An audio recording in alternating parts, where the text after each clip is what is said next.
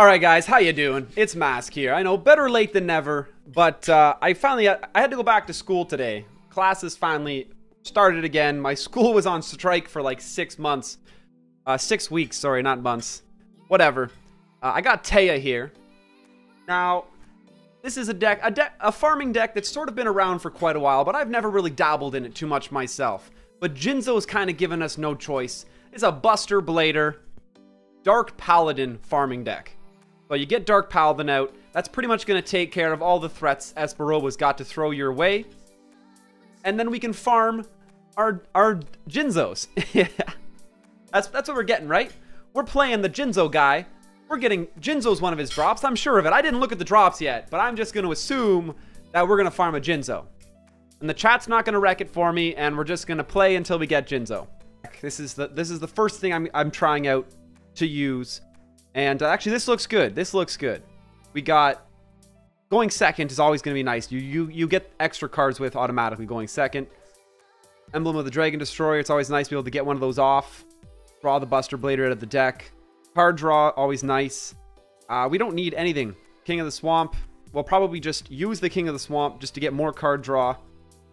Pretty much guaranteeing we're going to be ahead of our opponent. Finish this duel off first. And getting the Dark Paladin out. We'll use King of the Swamp. Just rotate it for a poly. Might as well. And we have two cards we're willing to discard. This game's pretty well in the bags now, I'd say. Tribute to the Doomed. Obviously, we need to chain that. That prevents our Dark Paladin from dying. Out of these two things to throw away, I would probably throw away the Buster Blader. You need... we got tons of fusion substitutes in the deck. I very well could need to throw away the poly too, so you just gotta watch. Dark Magician. So setting up for the end of this duel, you are going to need 2 Dark Paladins on the field. That's how we're hitting for over 10k. Iron Call. Target level 4 lower in your graveyard. Special summon it. The effects are negated. Yeah, that's fine. Not going to do anything.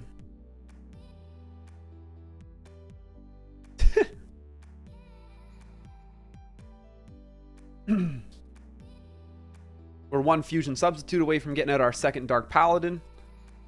Union attack, that's nothing for us. We certainly have tribute or throwaway fodder for Dark Paladin's effect. Scrap Recycler.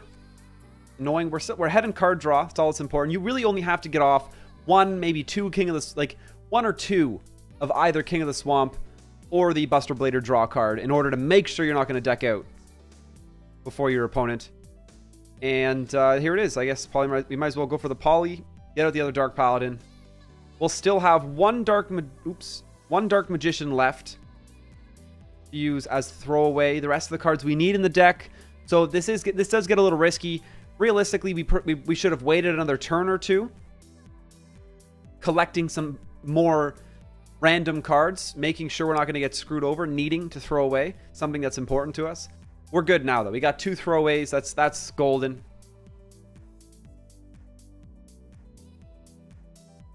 King of the Swamp. Can I activate its effect? Awesome. That means I must have another poly in the deck then. Beauty. Yeah, the more of those you get to activate, the better. Thin the deck right out.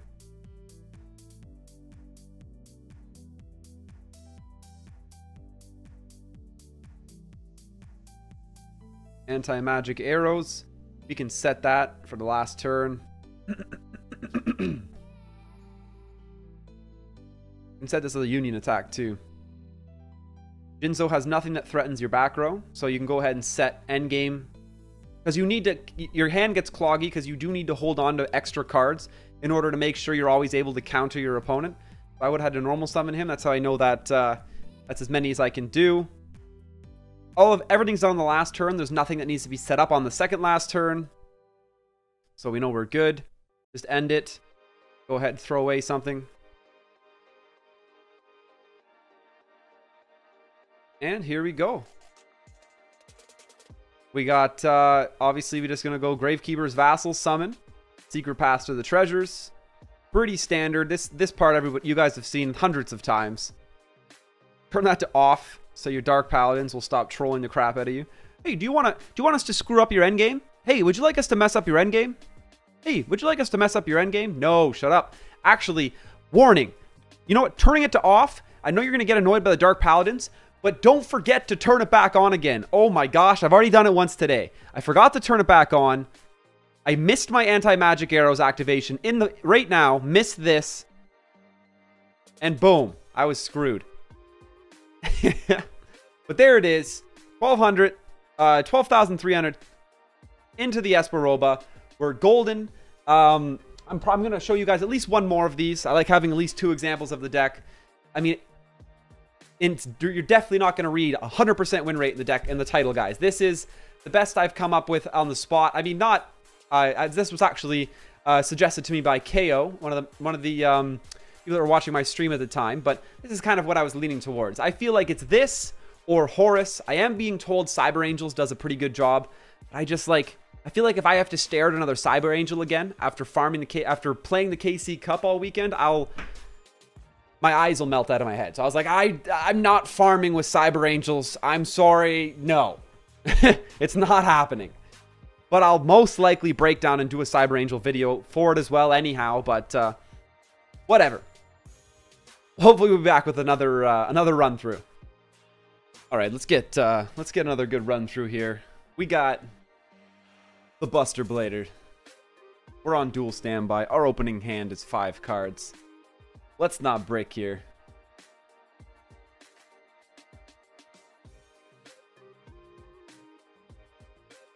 And it looks good. We even got a backup. Wicked. Going first, you only get 5 cards. Going second, you get 6. And you can always survive at least 1 turn. So typically you're drawing into 7 cards of this deck.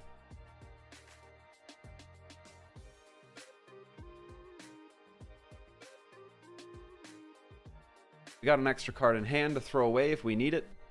Typically we get Tribute to the Doomed right away. Nope, so he doesn't have the Tribute to the Doomed. If, for example, you were to draw Buster Blader or a Fusion Substitute next turn, always remember though it's not... We should not be summoning it right away, because that would leave us without the excess cards to throw away, activate Buster or Dark Paladin's effect, and you always got to be aware of that.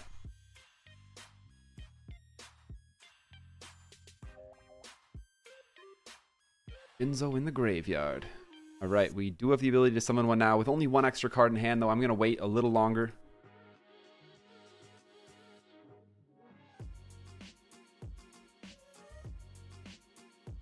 Secret Pass to the Treasures. You can always just set that. Espa Roba has no back row threat, so you can set endgame cards to free up room in your hand. Anything that's activatable to get card draw is always great.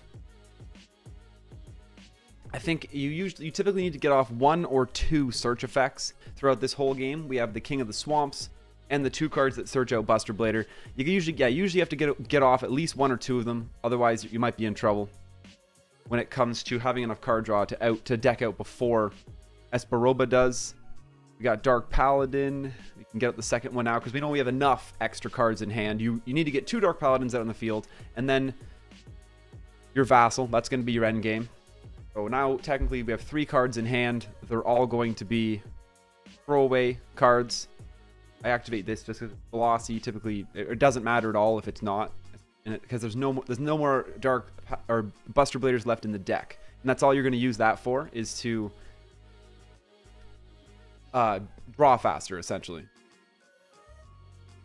Right now, we're tied with our opponent as far as draw goes. It would be nice to get off 1 King of the Swamp. Hopefully there's still a poly left in the deck when I do draw into one, just to guarantee us that we're ahead. There's King of the Swamp, so we'll get to activate its effect.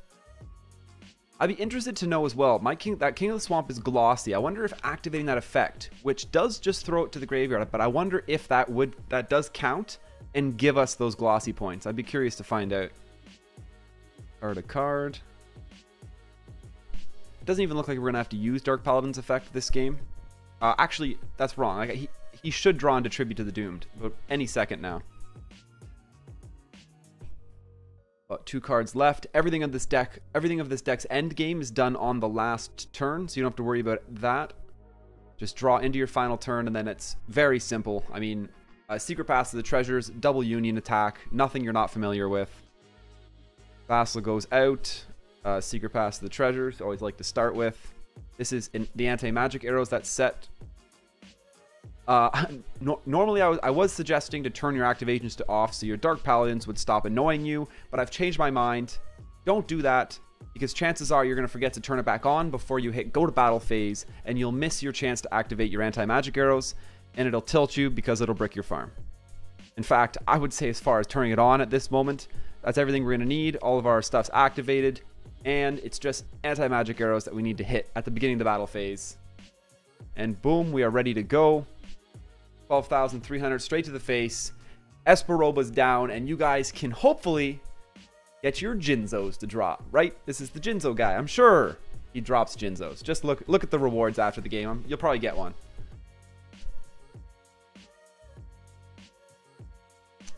Well, we weren't lucky enough to get any drops, but we did get 8,100 points. It's probably not going to be the highest in point deck. This was 8,100 with 500 in prismatic and glossy. So 7,600. So not terrible. I mean, most people are going to have access to 8,000 on a setup like that.